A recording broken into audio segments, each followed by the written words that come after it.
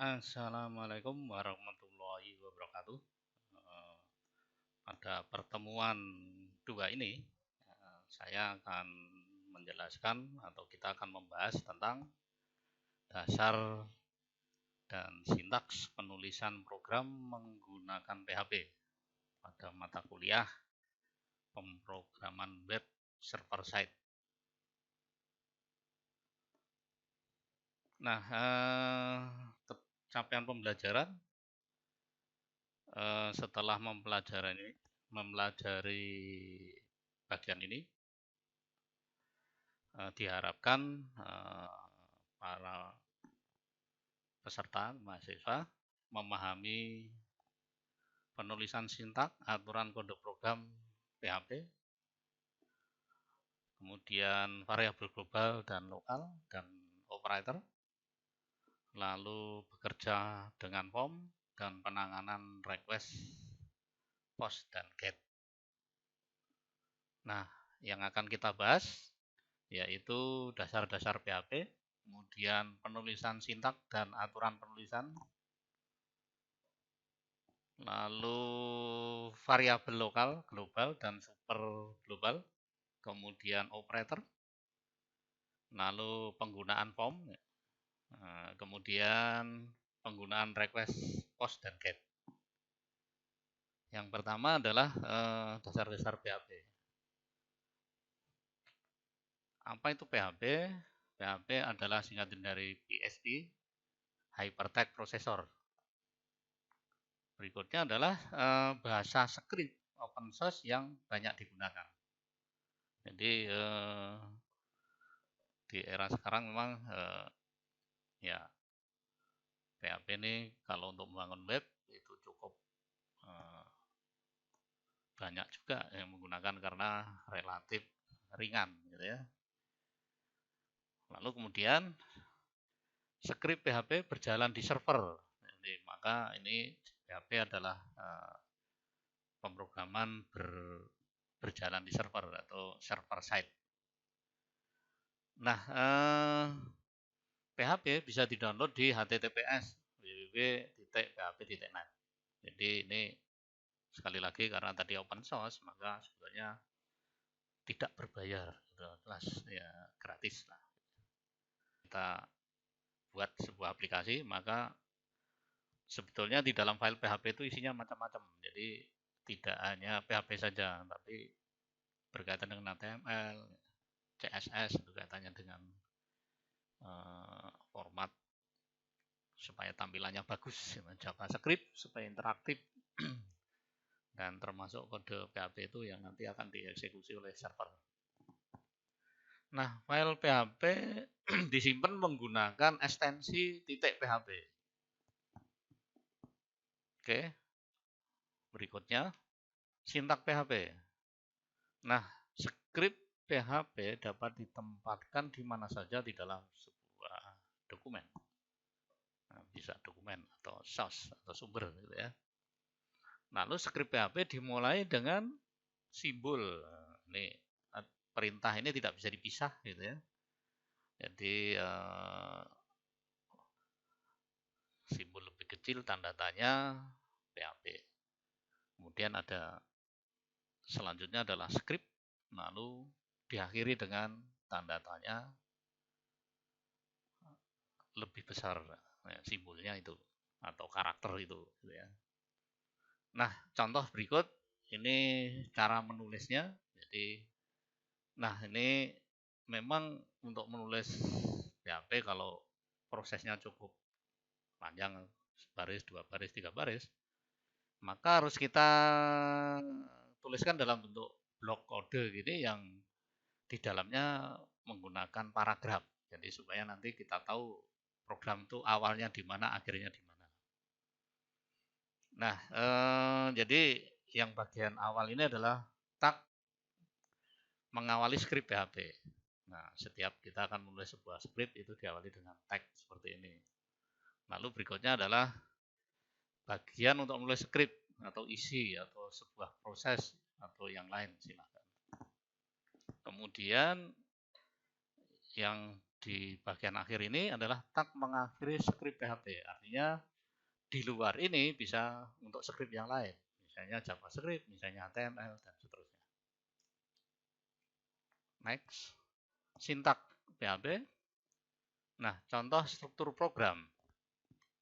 Nah, kita lihat di sini bahwa program atau sumber yang kita lihat di sini itu ada dua warna ya. Saya kira ini ada warna hitam dan warna apa nih, ungu ya kan.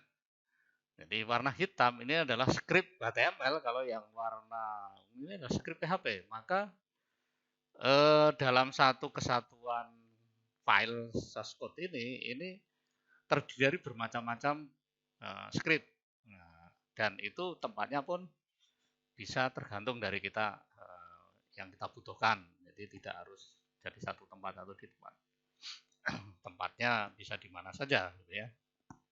Nah, ini baru dua script ya, ini yang saya tulis di sini itu HTML dan PHP.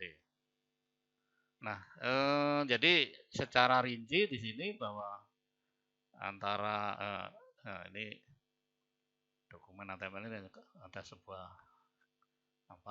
keterangan, lalu HTML body, heading ya, ini script HTML. Kemudian blok berikutnya ini script PHP, jadi X910, Y920, hasil. Nah, ini maaf nih salah tik nih, X kali Y. Ya. Lalu kemudian echo hasil. Ini ada kurang sedikit. Lalu kemudian ganti baris, lalu ada echo. Anda memang hebat. Nah, ini sebuah tulisan tampil saja. Kalau ini ada proses. Gitu. Jadi ini script HTML, lalu kemudian di sini script PHP. Jadi cara menulisnya bisa di mana saja, ya, sesuai kebutuhan. Oke, nah ini berikutnya adalah script HTML ya. Jadi biasanya struktur HTML sendiri itu terdiri dari tag HTML, diakhiri body, isinya heading, mungkin ada head nih, bisa tidak dituliskan, ada title dan seterusnya. Nah, ini kalau dilengkapi memang panjang. Jadi kita ambil simpelnya saja. Next. Nah, variabel. Nah, variabel biasa menggunakan nama yang pendek. Jadi sebetulnya apakah boleh nama variabel panjang? Ya boleh saja. Cuma nanti dalam kita menulis program itu malah kita jadi repot sendiri. Kalau terlalu panjang perintahnya juga susah, ya susah. Akhirnya dokumentasinya yang nanti berantakan, ya. Nah, memang ada variabel-variabel yang bisa ditulis pendek hanya satu huruf, atau mungkin variabel-variabel yang bisa dikenal atau bermakna, gitu ya. Seperti ini variabel A, B, misalnya, atau nama yang lebih deskriptif. Ya. Jadi misalnya variabel nama, alamat, total, rata-rata. Nah, ini. Jadi variabel itu ya supaya mudah diingat. Nah, jadi didokumentasi. Jadi kalau pada saat kita develop program terjadi kesalahan atau pengembangan gitu, membacanya lebih mudah. Tapi kalau singkat semua ya, terus singkatnya cuma satu huruf, nah, X1, X2, X3, X4 ya boleh-boleh saja dalam membuat program, itu tidak ada yang salah gitu. Nah, tapi kalau misalnya X-nya itu sampai 100, maka kadang-kadang kita bingung. Ya, kadang-kadang kita bingung. X1 untuk apa ya? X2 untuk apa ya? Tapi kalau nama, alamat, tanggal lahir jelas. Jadi nama pasti isinya nama. Tanggal lahir pastinya isinya tanggal. Total itu mestinya isinya bernilai angka. Nah, dari namanya saja kita sudah bisa memahami bahwa variabel tersebut berisi apa. Nah, ini yang penting juga dalam membuat program. Jangan ya tidak asal kita membuat variabel sendiri, ya, atau semaunya sendiri sehingga sulit dipahami. Ini kalau programnya sudah cukup besar itu kita jadi bingung sendiri malah. Nah, begitu. Nah, aturan untuk menulis variabel. Nah, variabel dimulai dengan tanda atau karakter, ya ini yang bercetak merah itu, tanda dolar itu. Diikuti dengan nama atau nama variabel. Jadi di dalam skrip PHP itu dengan bahasa pemrograman lainnya, itu nama variabel itu diawali dengan tanda dolar. Oke. Saya kira kalau yang perintah merahnya hampir mirip seperti Java dan sebagainya. Lalu kemudian nama variabel harus dimulai dengan huruf atau karakter garis bawah. Nah, ini underscore. Ya, bisa dimulai dengan huruf atau garis bawah. Ya. Lalu nama variabel tidak boleh diawali dengan angka. Misalnya angka 2 nama gitu, atau 2 rata gitu. Yang kalau misalnya huruf dulu baru angka bisa, rata 2 bisa. Oke, nama variabel hanya boleh berisi karakter alfanumerik dan garis bawah A sampai Z, A besar, A kecil, atau A kapital, A kecil, 0 sampai 9, dan underscore. Jadi karakter khusus itu tidak diperbolehkan. Misalnya ada tanda-tanya, minus, plus, terus titik koma, terus strip tengah tapi bukan bawah. Nah, ini karena di dalam pemrograman itu karakter-karakter tersebut mempunyai arti sendiri, jadi tidak bisa dipakai untuk penamaan karakter maupun fungsi. Biasanya seperti itu. Kalau strip tengah itu minus operator, kalau plus itu berarti nambah. Nah, itu operator tambah. Maaf.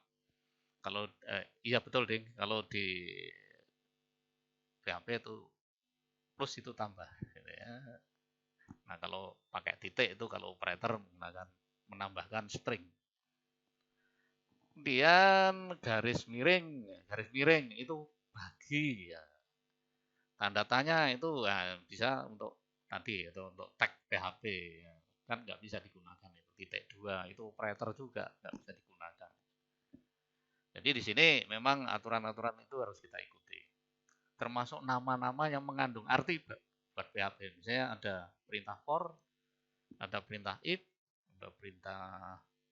Nah, ini nama itu kan nama yang dipakai untuk PHP, untuk compilernya PHP. Jadi nggak bisa kita gunakan itu, nama-nama itu. Oke. Nama variabel menggunakan huruf kapital atau kecil.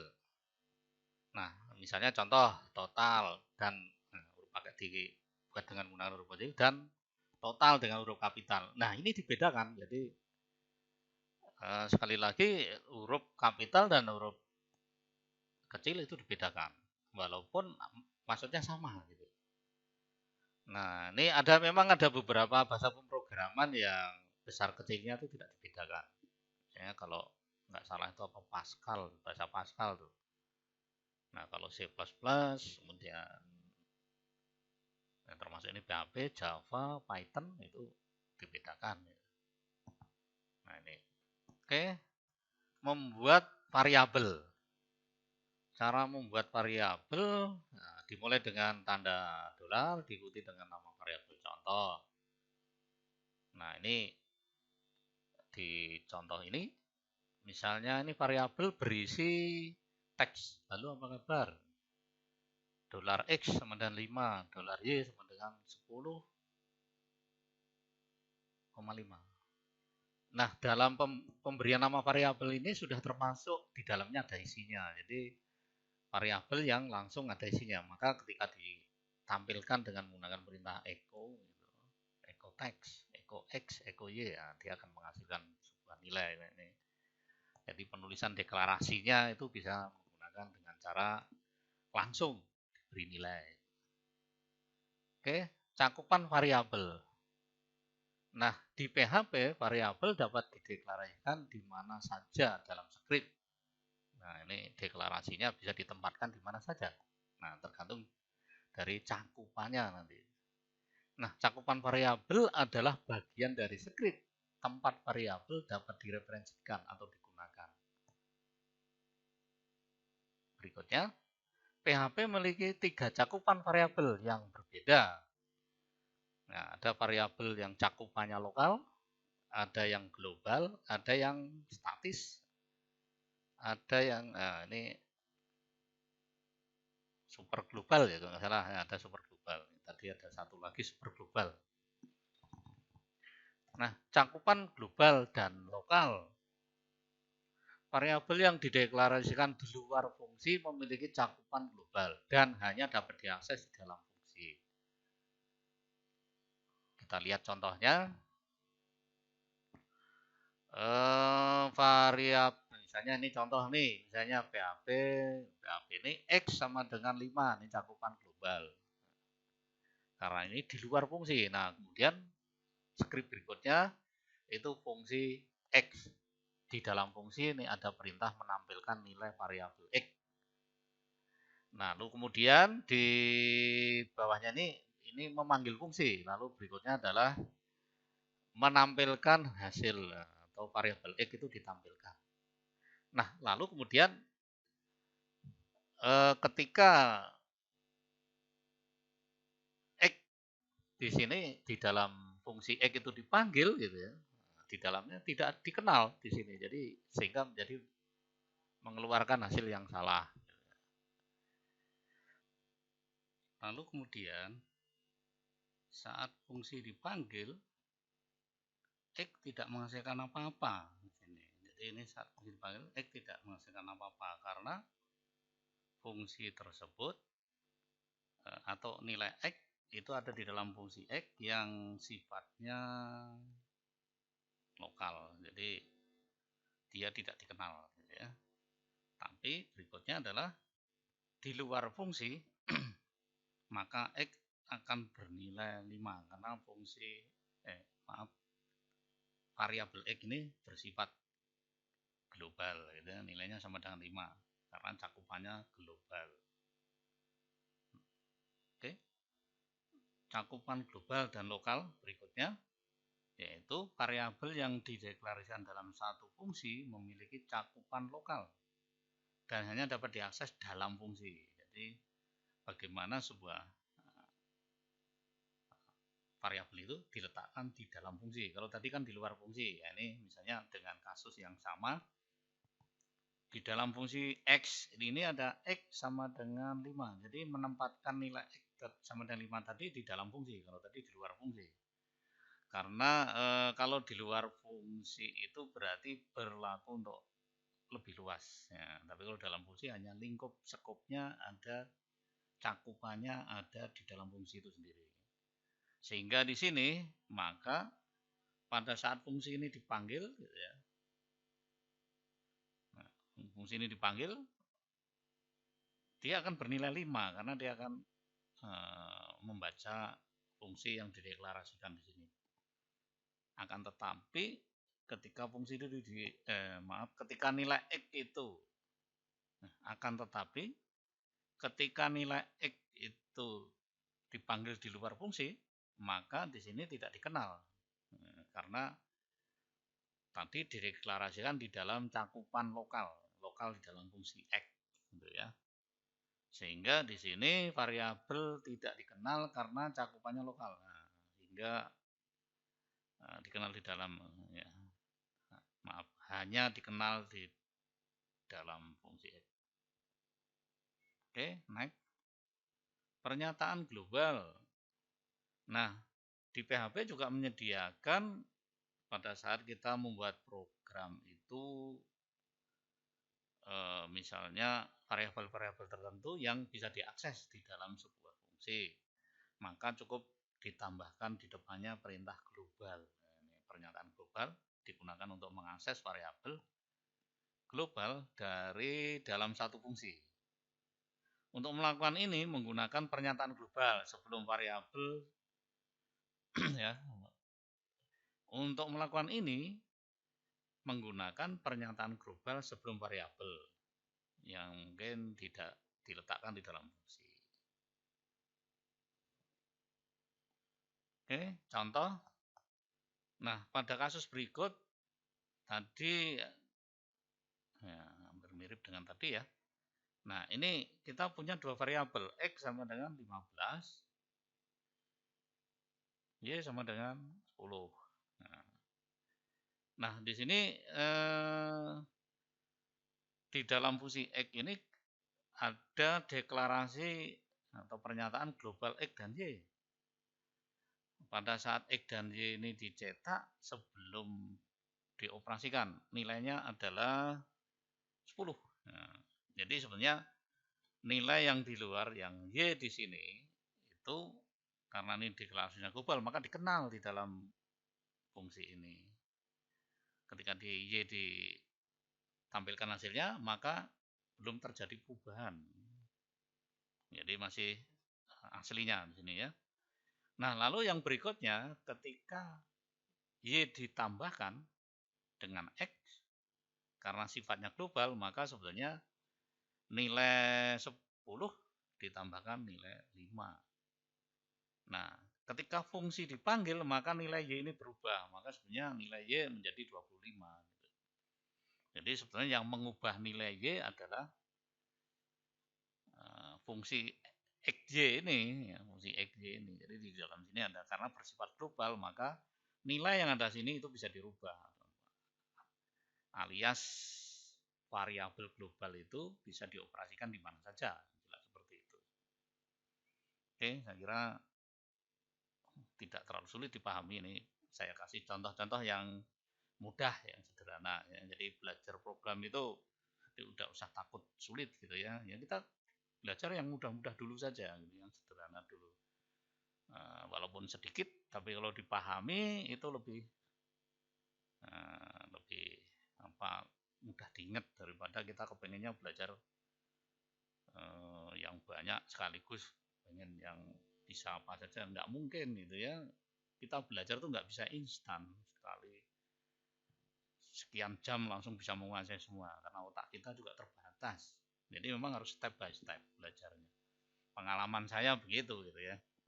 Jadi nggak bisa kita belajar program itu langsung bikin aplikasi yang besar, ketika ada error kita stres sendiri, bingung ini mau kemana, cara betulinnya gimana. Apalagi kalau program itu cuma copy paste punya orang gitu ya. Kadang-kadang kalau ada kesalahan kita malah jadi pusing sendiri. Jadi step by step saja kita belajar memahami perintah-perintah yang gampang. Ketika perintah-perintah gampang itu, lalu nanti kita bisa kembangkan sendiri. Bagaimana kalau sintaks seperti ini, bagaimana kalau perintah seperti ini kita ubah lagi, kita modif lagi, kita sesuaikan dengan kasus yang kita inginkan. Dan selalu mencoba step by step, langkah demi langkah. Setiap langkah kita running, ada error tidak? Nah, kalau ada error ya kita perbaiki dulu. Gitu. Kalau udah perbaiki, oh udah jelas ini salahnya di sini. Ya. Semakin kita menemukan error, semakin kita bisa memperbaiki, maka kita punya pengalaman banyak dalam membuat program. Ini penting sekali dalam beberapa mahasiswa IT itu. Kalau saya perhatikan selama saya mengajar itu memang ya boleh saja perguruan tinggi saya tidak menjas, tapi ya banyak kasus gitu ya, dari sekian banyak ini sekian persen yang memang betul-betul ya kira-kira dari 100 orang gitu, kira-kira ya hanya 30 sampai 40% yang memang betul codingnya bagus itu, yang lain itu ya salah-salah saja. Nah ini saya cukup prihatin sebetulnya gitu, karena sekali lagi bahwa memang belajar program tidak bisa seperti membalik tangan, jadi perlu proses, perlu berdarah-darah. Berdarah-darah, apalagi kalau di bangku kuliah, di tempat kalau kasih tugas dosen ya harus dikerjakan sampai susah-susah, sampai berdarah. Karena nanti kalau kalian bekerja itu lebih parah lagi kalau Anda tidak terbiasa. Ibarat Anda belajar misalnya seperti di pendidikan militer, tentara itu kenapa disuruh digebuk-gebukin gitu, disuruh post up, disuruh lari, biar fisiknya kuat, karena ketika mereka bekerja itu adalah disuruh perang. Bagaimana kalau belum terlatih fisik kuat gitu pada saat latihan itu? Nah, ya udah, dia sebetulnya kalau sudah dia di medan perang itu antara dibunuh dan membunuh. Nah, itu harus kuat fisiknya gitu ya. Begitu juga dalam belajar coding ini, ya kita harus kuat menghadapi ini, problem apa, cara menyelesaikannya gimana. Nah, ini yang sebenarnya perlu gitu ya. Nah, memang tidak ada yang bisa otak kita itu begitu melihat terus paham semua, ini nggak bisa, perlu proses bertahun-tahun. Saya bisa begini juga belajar bertahun-tahun, dan itu perlu ya ketelitian, ketekunan, ketelatenan, itu yang penting. Jadi sekali lagi kita harus termotivasi. Jadi kalau ada sulit terus kemudian mutung sudah nggak mau belajar lagi, ya sudah, berarti gagal. Oke, next ya, ini cerita tadi tentang bagaimana membuat program itu suka dukanya jelas. Nah, variabel super global, nah, ini sebetulnya di PHP itu menyediakan variabel yang ditetapkan dalam super global. Sebetulnya bawaan, dapat diakses secara bebas. Anda bisa mengakses dari fungsi apapun, kelas, atau file. Nah, ini contoh dari beberapa daftar yang ada di beberapa variabel global, super global ini. Ada diawali dengan tanda dolar global, server, request, post, get. Nah, diawali dengan underscore gitu ya. Environment atau env, checklist, session ya, session. Oke. Nah, ini mungkin tidak perlu saya uraikan satu-satu ya. Pada intinya nih beberapa nanti ketika Anda coding pasti akan membutuhkan ini. Oke. Berikutnya adalah kalau kita tadi mengenal variabel, sintak penulisan, script seperti apa, berikutnya adalah kita akan bahas tentang perintah echo dan print. Ya, echo dan print. Nah, perintah echo dan print itu sebetulnya sama. Keduanya digunakan untuk menampilkan keluaran ke layar. Untuk menampilkan keluaran. Jadi kita bisa memilih yang echo atau yang print. Oke. Nah, perbedaannya echo tidak memiliki nilai pengembalian. Sedangkan print memiliki nilai pengembalian satu. Nilai pengembalian itu kalau itu dijalankan, dia akan seperti function atau fungsi ya, nilai balik. Sehingga dapat digunakan untuk ekspresi, untuk kondisi-kondisi tertentu. Ya. Oke. Selanjutnya adalah echo dapat digunakan beberapa parameter meskipun tidak sering digunakan. Nah, sementara print dapat menggunakan satu argumen. Berikutnya, echo sedikit lebih cepat dibanding print. Nah, ini dari sumbernya sana, dari rekomendasi dari PHP itu sendiri, bahwa perintah ini echo itu lebih cepat eksekusinya gitu ya, dari sananya gitu ya. Next, berikutnya perintah echo. Nah, ini perintah echo. Aduh, saya kadang-kadang mungkin sudah agak larut malam ini sering tipu salah tik. Tapi maksudnya ini perintah echo ya, mohon maaf ya. Ya. Oke. Perintah echo dapat digunakan tanda kurung atau tidak. Nah, misalnya echo tidak diikuti apa-apa lalu echo ada kurung buka kurung tutup. Tapi rata-rata kalau saya bikin program jarang pakai kurung. Jadi langsung echo petik apa gitu. Lebih cepat. Nah, ini contoh. Nah, ini sebuah script ada 13 baris. Ini dokumen tipe untuk identitas, untuk keterangan HTML, body, isi dari program di dalamnya ada script PHP.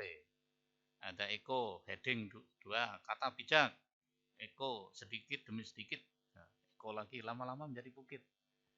Nah, di sini ada echo yang berparameter, ya, berparameter. Echo rajin, koma, petik, pangkal, petik lagi pandai. Nah, dari sini menghasilkan sebuah output seperti ini atau keluaran seperti ini. Nah, ini berarti perintah echo itu menghasilkan keluaran seperti ini.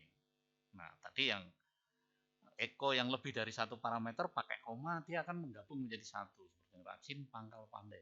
Nah, ini salah satu kata bijak yang pada saat saya dulu sekolah masih kecil itu di dinding-dinding kelas saya masih ingat betul ya, ada rajin pangkal pandai, hemat pangkal kaya.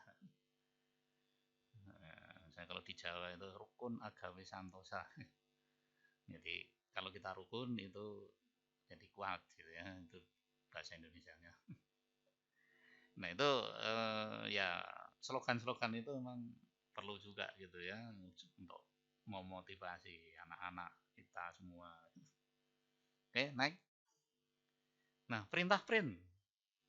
Nah, perintah print dapat digunakan dengan atau tanpa tanda kurung. Nah, misalnya seperti print atau print.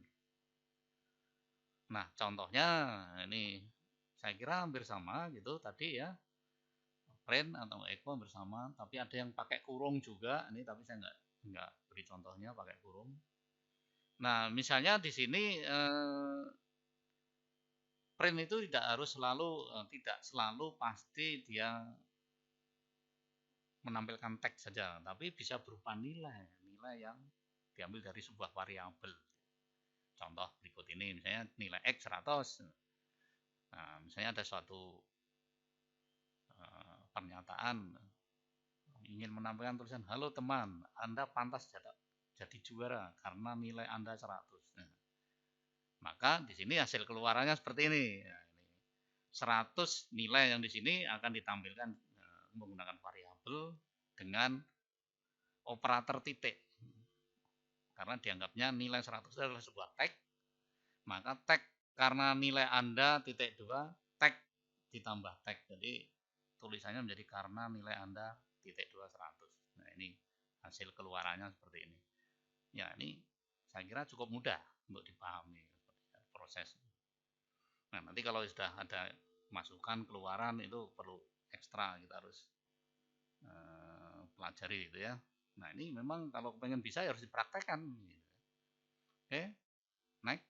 Tipe data. Nah, ini cukup banyak juga tipe data seperti banyak pemrograman yang lain. Nah, data integer, bilangan bulat. Kemudian isinya adalah semua bilangan bulat yang berada di ring. Nah, ini sekian juta sampai sekian juta. Ini. Maaf, miliar ya. Miliar. Jadi koma itu ribuan. Lalu kemudian contoh misalnya ini A sama dengan sekian. Nah, ini memang kalau dalam penulisan ini di dalam program itu pemisah ribuan dengan 3 angka itu tidak diperkenankan memang. Tapi kalau ini kan untuk supaya kita bisa membacanya gampang. Tapi kalau nanti nulis program nggak boleh. Kalau ini kan 112.233. Jadi kalau kita ngisi A sama dengan 112 titik atau ribuan atau koma gitu kalau dalam bahasa Inggris. 233 ya error nggak mau karena itu dianggap karakter gitu ya. Jadi mintanya adalah ditulis utuh seperti ini gitu ya. Ya, ditulis utuh. Tapi kalau tidak nanti dianggap string. Jadi nggak bisa dioperasikan. Jadi angka numerik, angka itu bukan berarti angka yang bisa saja angka dalam bentuk dituliskan dalam bentuk string atau dalam bentuk memang bernilai integer. Karena saya sempat pernah membuat program karena memang di PHP ini tidak seperti Java, Pascal, C++. Deklarasi variabel itu udah spesifik gitu. Integer X ya, X itu pasti integer. Tapi bisa saja PHP itu bisa tiba-tiba A itu integer, nanti ada A lagi atau B string, integer ditambah string bisa nilainya ya bisa nilainya ngikuti gitu ya. Misalnya 10 dikasih petik atau yang satunya 10 lagi enggak pakai itu. 10 tambah 10 bukannya 20 tapi malah dari 1010 dianggap karakter. Nah, ini yang perlu kita hati-hati sebetulnya gitu ya. Karena dia semakin fleksibel itu semakin risiko kesalahan logika itu menjadi lebih mungkin gitu. Nah, lalu kemudian floating point. Ini biasanya digunakan untuk angka-angka pecahan desimal yang ketelitiannya sampai 14 digit ya. Ini kalau untuk misalnya perhitungan numerik dan sebagainya ya ini ya dengan ketelitian 10 pangkat min sekian atau dituliskan dengan 0,000, sekian, bahkan saking panjangnya itu dengan menggunakan bilangan atau eksponensial ya. Kalau nggak salah begitu ya. Nah ini juga menyediakan PHP gitu ya. Lalu kemudian nah ini contohnya misalnya ini ya yang jelas floating point itu pecahan gitu ya. Oke, lalu kemudian string itu ya cara menulisnya diawali dengan petik ganda atau petik tunggal. Nah, misalnya nama sama dengan Paijo. Nah, sebelum nulis Paijo kasih petik awal dan petik akhir. Nah, ini cara menggunakan string. Oke. Nah, ini contohnya misalnya Yogyakarta, Indonesia. Mudah kan? Ya, ini. Lalu berikutnya adalah operator. Nah, ini operator aritmetika. Sorry ya, operator aritmetika. Nah, sekali lagi bahwa operator di dalam bahasa pemrograman itu ada plus dengan simbol ini, contohnya X, Y, ada min, pengurangan, ada bintang, itu ternyata perkalian, bukan X. Kalau X itu, kalau misalnya kita nulis di buku kan pakai tanda silang, itu tuh kali ya. Kali, tapi kalau dalam sintak pemrograman itu tanda bintang itu kali. Nah, untuk contohnya cara menggunakannya seperti ini. Jadi jangan salah, nanti kalau X ya dianggap huruf, nanti bukan operator. Nah, kemudian kalau bagi itu garis miring, bukan titik dua. Titik dua udah lain artinya, pembagian. Terus persen itu modulus sisa bagi. Misalnya kalau kita ingin mencari bilangan genap ganjil, ya, itu bisa dicek dengan bilangan tersebut dibagi dua habis tidak. Kalau habis nggak ada sisanya berarti genap. Kalau ada sisa satu berarti ganjil. Nah, kemudian pakai if, nah, saya gitu. Nah, itu hanya merangkai logika saja dalam membuat program itu, saya kira begitu. Terus titik dua ini ternyata pangkat. Nah, jadi kalau kita mau bikin sekian pangkat sekian, nah udahlah gampang ngitungnya gitu ya. Jadi kalau kita ngitung secara manual, wah tuh kalau pangkatnya gede ya lumayan. Tapi kalau kita menggunakan apa itu komputer, udahlah kita tinggal nyusun perintah aja. Serumit apapun perhitungan itu udah komputer biar yang bekerja. Jadi kita hanya mikir bagaimana perintah itu bisa dieksekusi oleh komputer. Nah, itulah kita belajar program ini. Nah, operator penugasan. Ini operator penugasan ini ada sama dengan plus, min sama dengan, kali sama dengan. Nah, ini berkaitan kalau sama dengan itu kan hanya mengisikan ke satu variabel. Contoh ini data ABC, ini string. Nah, menambahkan nilai ke suatu variabel. 4 plus. Jadi sebenarnya ini sama dengan 4 sama dengan data sama dengan data plus 4. Bisa dituliskan dengan cara seperti ini. Memang kalau nulis seperti ini sama dengan dan plusnya jangan dipisah. Kalau dipisah sudah lain artinya. Nah, ini penting juga nih cara menulis juga itu hati-hati gitu ya. Mengurangi ya ini menaikkan 4 biasanya. Ini kalau dijalankan sekali perintah naik 4, naik 4, naik 4 gitu. Ini menurunkan, ya, mengurangi 2. Nah, ini bukan menaikkan tapi mengalihkan. Jadi hasilnya dikalikan terus 3. Nah, ini membagi, terus kemudian ini sisa bagi, sisanya dibagi-bagi. Nah, jadi sebetulnya perintah-perintah yang seperti itu tuh sudah cukup lengkap sebetulnya dalam kita membuat program ini di operatornya. Nah, lalu kemudian operator pembanding. Nah, karena kita kalau berkaitan dengan logika, jika X sama dengan 0, sama dengannya itu jejer 2 begini. Kalau sama dengan 1 itu lain. tadi penugasan ya. Kalau pembanding itu membandingkan antara sisi kanan dan sisi kiri. Kalau sama dengan sama enggak? Kalau sama berarti bernilai true. Ya, gitu. Kalau tidak sama berarti bernilai salah. Nah, saya kira di dalam ilmu matematika ada ya. Atau pada saat kalian belajar algoritma pemrograman itu saya kira mestinya udah diajarkan ini true. Nah, nanti kalau misalnya hasil benar dengan benar logika, selain dibandingkan ditambahkan lagi logika. Nah, namun di PHP itu pembanding ada dua gitu. Ada yang sama dengan, ada yang identik. Kadang-kadang saya suka agak bingung dikit nih di antara ini. Kayaknya kalau yang identik itu mungkin diharapkan sama persis ya. Identik atau malah mungkin tapi saya sering menggunakan yang kalau angka saya menggunakan yang 2, tapi kalau huruf saya menggunakan yang 3. Oke. Ya, mungkin untuk meyakinkan coba dibandingkan. Kalian nanti coba praktek dibandingkan untuk meyakinkan. Kalau Anda nggak baca-baca begini saja, ya mungkin hanya pintas lalu saat ini ingat, tadi begitu ini lupa.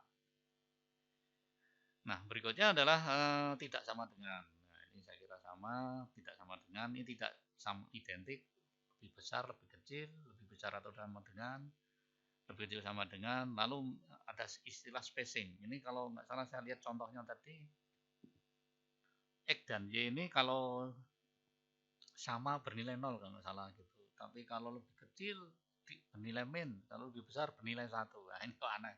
Ya memang itu disediakan untuk membandingkan satu operator ini bisa menghasilkan 3 dengan kondisi yang benar yang mana gitu. Oke, operator logika. Logika ini saya kira sama juga operand kalau true sama kalau false sama false itu DN kan jadi false. Kalau OR nah, masih ya XOR apalagi. Tapi kalau true dan false ya kalau dua-duanya baru true. Kalau AND dua-duanya. Kalau OR salah satu ya, dan seterusnya. Ini saya kira sudah diajarkan mungkin di logika pemrograman ya. Oke. Increment decrement. Nah, di dalam PHP ini juga hampir mirip dengan C++, Java. Jadi kalau plus-plus saja ditulis itu sama dengan menaikkan nilai 1. Tapi kalau min menurunkan nilai 1 gitu saja. Nah, tapi kalau misalnya huruf bukan naik tapi menambah. Kalau karakter itu menambah panjangnya. ABC misalnya. Lalu data plus berikutnya misalnya data titik D E F G ya, nanti kalau di data dicetak berarti A B C D E F G gitu. Jadi sebenarnya kalau karakter itu kalau dijumlahkan kan bukan nilai, nggak bisa ya, tapi dia akan menyambung saja gitu istilahnya. Jadi kalau karakter itu akan menyambung gitu. Dengan operator titik dia akan menyambung, mudahnya gitulah bahasanya gitu. Lalu penggunaan form ya, form. Nah, ini bagaimana memprogram itu kita akan menggunakan form untuk input, lalu proses, lalu output, ya kan gitu. Nah, form itu digunakan untuk memasukkan data atau masukkan data membutuhkan formulir, ya, formulir. Nah, form mengirimkan field yang diisi oleh user menggunakan metode post atau get. Ya. Lalu kemudian isian dari klien akan diterima oleh server dengan variabel get tadi ya. Lalu kemudian atau post.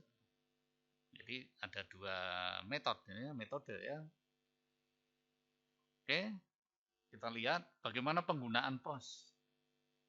Nah, ini contoh program langsung saja jadi gampang. Ini saya membuat sebuah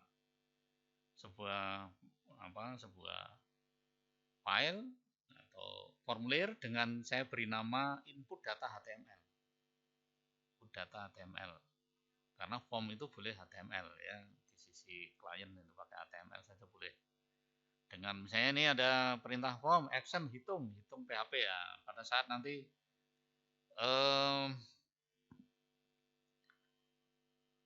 user mengisi panjang, name panjang, tag panjang ini, lalu kemudian klik submit proses, maka dia akan memanggil, actionnya akan memanggil hitung PHP ini.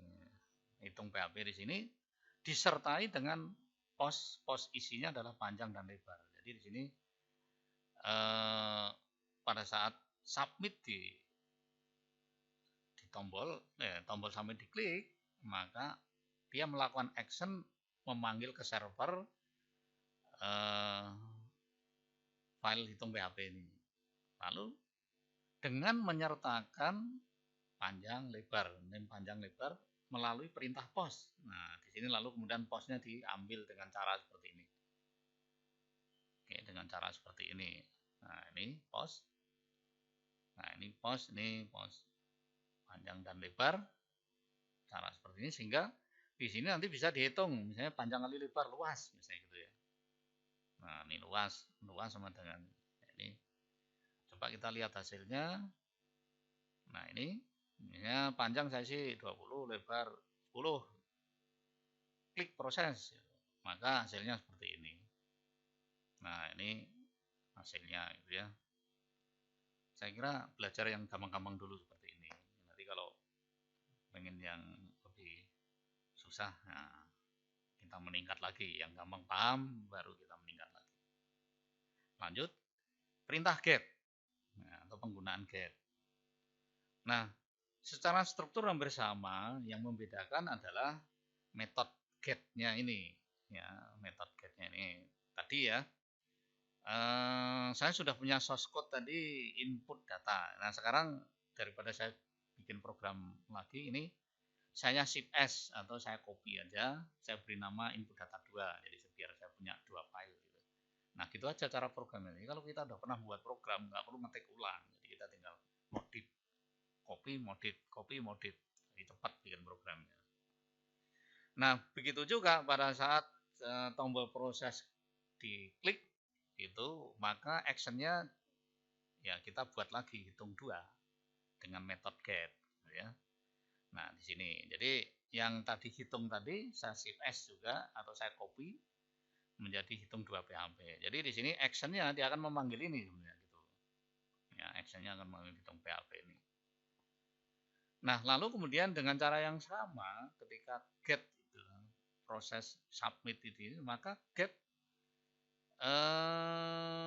variabel-variabel atau apa nih, field atau isian yang diisi oleh user dengan nama panjang dan lebar itu akan dikirim ke server gitu. Lalu server akan menangkap dengan perintah get ini, kemudian diproses ini. Setelah ditangkap ditampilkan gitu ya, seperti itu. Nah, itulah gitu ya. Nah, ini dengan perintah get tadi ya. Hasilnya nah, seperti ini saya kira sama. Mungkin yang sedikit agak membedakan di situ ya. Nah, ini ketika panjang lebar ini dengan name-nya tadi diklik proses, action hitung ini akan memanggil dengan metode get.